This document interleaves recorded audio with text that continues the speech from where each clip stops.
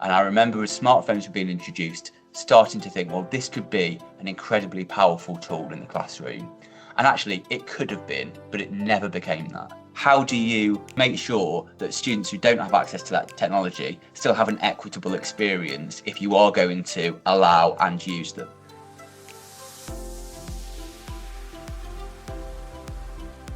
So just to start off with, please did you outline your mobile phone policy for Key Stage 4?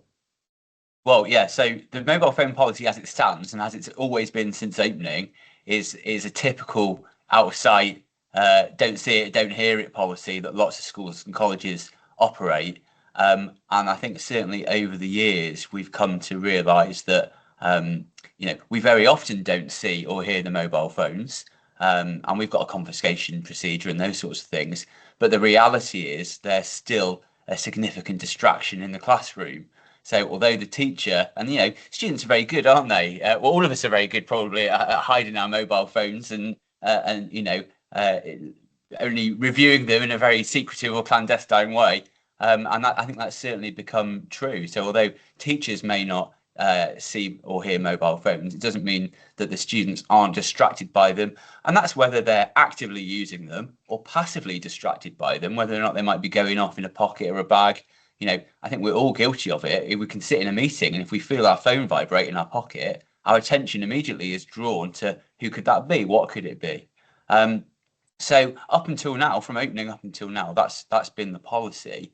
But we've now decided that actually we need to take a step forwards and remove this distraction from the students' learning environment. So we're going to move the end of this academic year to a phone pouch system. So I've visited a lot of schools now over the last 3 months or so while we've been investigating this, who have introduced either phone pouches or lockers. There's two different ways of doing it, and we've decided to go for the pouch route. So they're lockable magnetic pouches that the students keep with them for the duration of the college day, locked at the start of the day, unlocked at the end of the day. They've got signal blocking technology, so the phones, they won't receive any signal, so they won't be buzzing or ringing or any of that sort of stuff. But the students keep hold of their devices. So I think that's a good thing for us. We don't have to take any responsibility for the devices.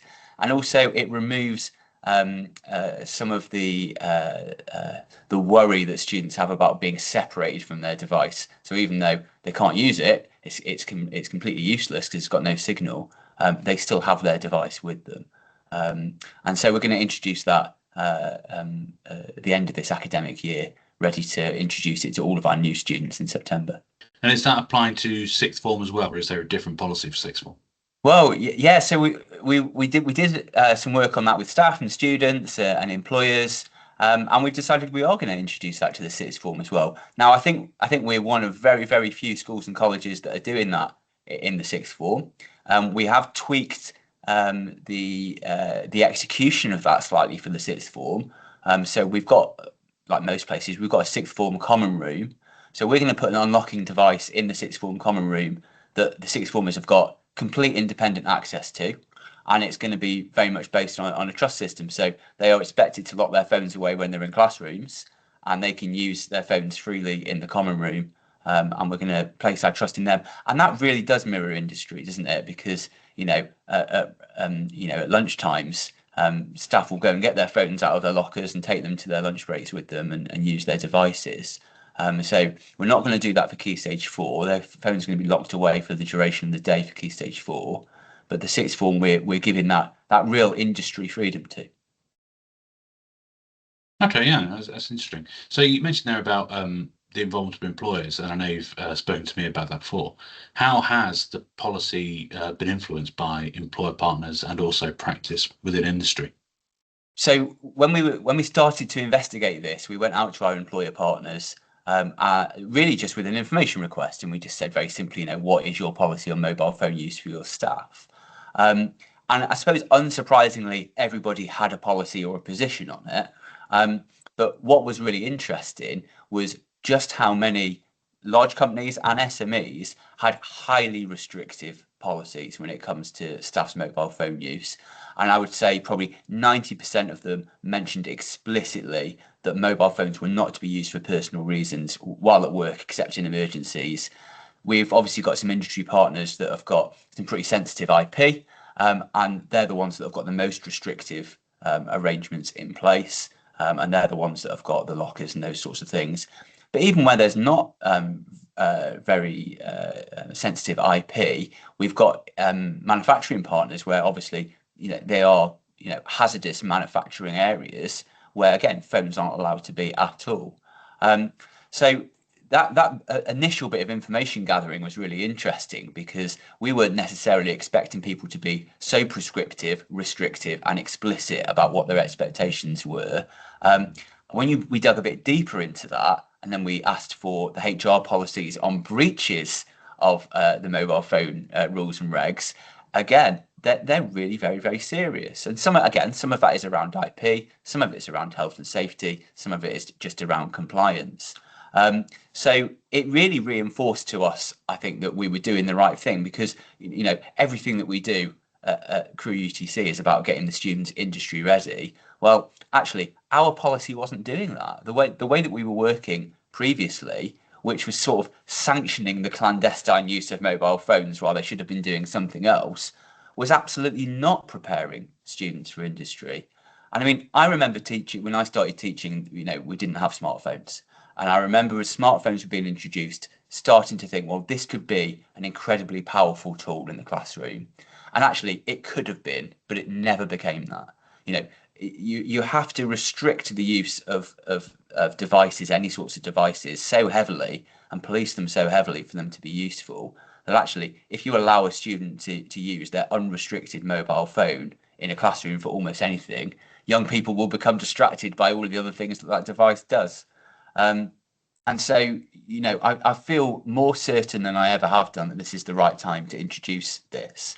And I suppose really what reinforced that for me was going and visiting the other settings that have already introduced these very restrictive pouches or lockers or whatever it is, and hearing not just the anecdotal evidence, but the data-driven evidence around engagement, around attainment, around punctuality to lessons, a reduction in online bullying and those sorts of issues. It's powerful, it's irrefutable, it's unignorable at this point. And then, of course, it's all come at the right time because the government have made their decisions and made their statements. And so it has left us all without any other avenue to explore on this. So it feels like it's the right time to do it. Yeah, I mean, that leads quite nicely to my next and final question, really, which is what do you make of the government putting this ban on phones in schools into law and Ofsted inspecting that as well? To be totally honest with you, I'm fully supportive of it. I think it's absolutely the right thing to do.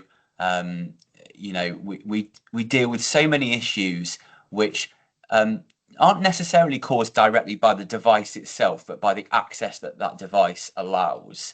That it feels like the beginning of something, actually. So for us, we're driving this change. And we're hanging this change on preparing the students for industry. The expectations of the workplace are developing and are really clear around mobile phone use. And so this is another piece of preparation around that, just like we teach them to wear their PPE or, behave in a safe way or attend or be punctual or whatever it might be. But there's a bigger picture here, I think, around how we support young people to navigate a digital world.